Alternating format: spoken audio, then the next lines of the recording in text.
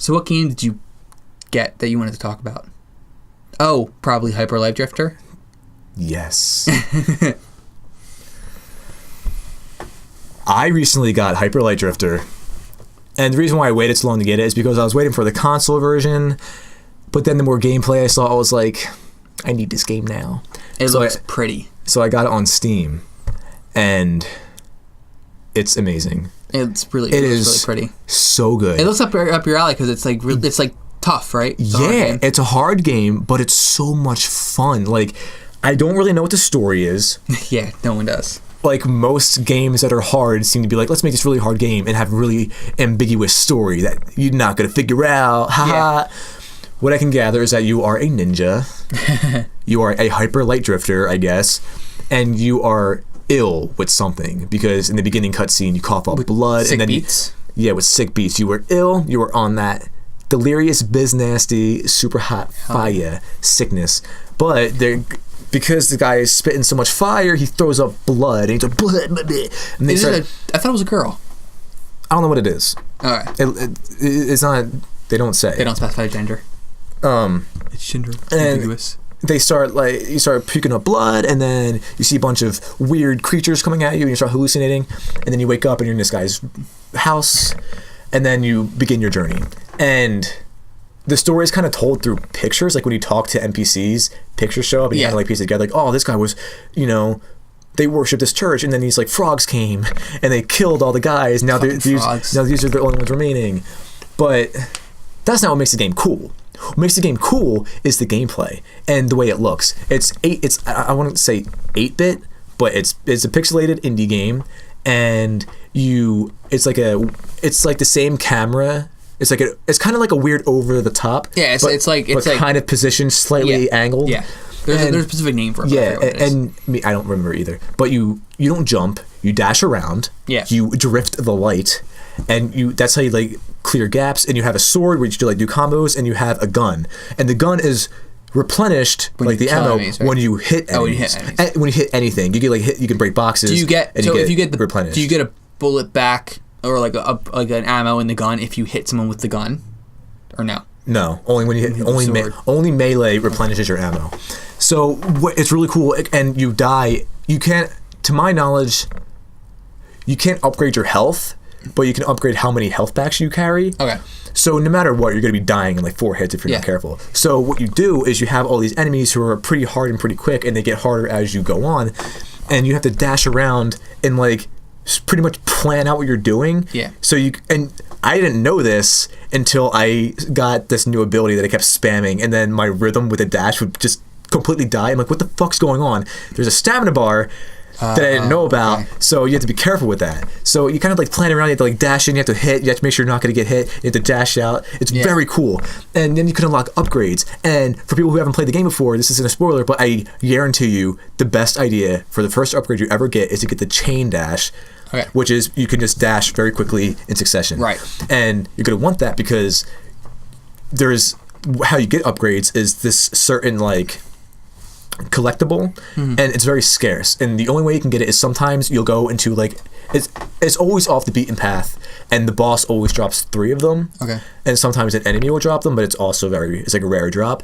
But if you go off the beaten path, you'll either see like a platforming segment which you need the chain dash to get to, and you'll break a box and you get the upgrade currency, and then or sometimes you'll enter a room and it's like you fight a bunch of guys, and then when you kill them, your character does this cool thing where he throws a sword down on the ground, like, yeah, fuck you. And then one of the enemies in that kerfuffle will give you the upgrade currency, and you need 4 of them, and you get 4 currency to make 1 upgrade point. And pretty much every upgrade besides health upgrades cost 4 of them. No, 3 of them, sorry. And so you get 1 upgrade per boss. Yeah, so you need like a lot. You need to get a lot before you can actually upgrade your shit.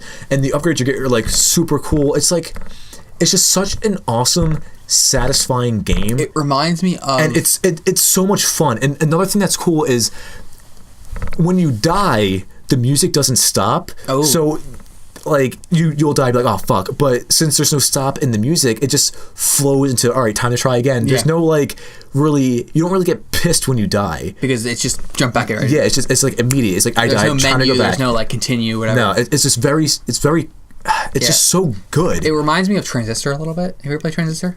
Transistor is one of my favorite games, my friend. Yeah. I love Transistor. Yeah. And I'm super excited for Supergiant Games' new game. What do they call it? Pyre. Yeah. But let's not get into that. Okay. Transistor's amazing. I love Transistor. I fucking Transistor. I've always wanted. I platinumed that game. I platinumed it. I haven't played it. They have it on so PS4. Good. I have the Transistor soundtrack. I have it on PS4. It's fucking an amazing game. Yeah. But does it remind? It does. Reminds me of. It does. Yeah. Bastion was a great game too. Yeah, I never beat Bastion, but I did play that a lot. It was really good. Yeah. But yeah, Hyper Light Drifter. It's like this is a Kickstarter game, right? It was. Yeah. I want to get into game design. I would love for someday to make my own game.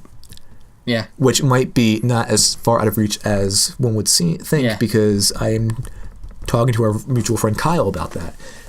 And so when I think about game design, like I think of games like Bloodborne and like the Dark Souls games and like other games are like known for their game design, and like Hyper Light Drifter, it's like this game is so good. I literally have like no complaints with this game so far. Yeah. There's nothing wrong with it that I can think of. I've heard that people were bitching about the frame rate and sometimes it can slow down, but that's never happened to me before. I know people. I've never gotten fucked by the frame rate. There are some people who are complaining about like the way it's hard and stuff like that. Like it's hard to be hard, or like the way the bosses work. I think it's not. The game's all right, I'm going to say this. I'm not going to sound like a cocky asshole. I don't think the game's that hard. Yeah. I could totally see the game being hard, but I'm not really having any problems with sure, I'll die.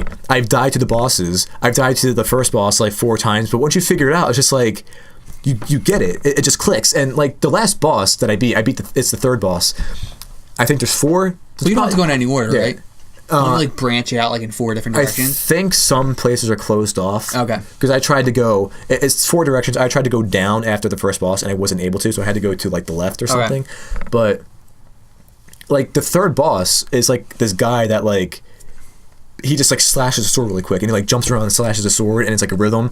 I beat him my second try. Yeah. It's like the game's not really that hard. It's like once you figure it out, just like all the Dark Souls games, you get it. Yeah. And I think it's an amazing game. Hyper Light Drifter is fucking top notch. So far, 10 out of 10. I can't think of anything wrong with it. It looks cool. I haven't beaten it. I want to preface that. There might be something that pisses me off, but so far, there's nothing wrong with it. It's so good. It looks cool. I'm interested in playing it eventually. It's so good. So Hyper Light Drifter, it's a pixel game, so I'm pretty sure any PC. I have a Mac right here.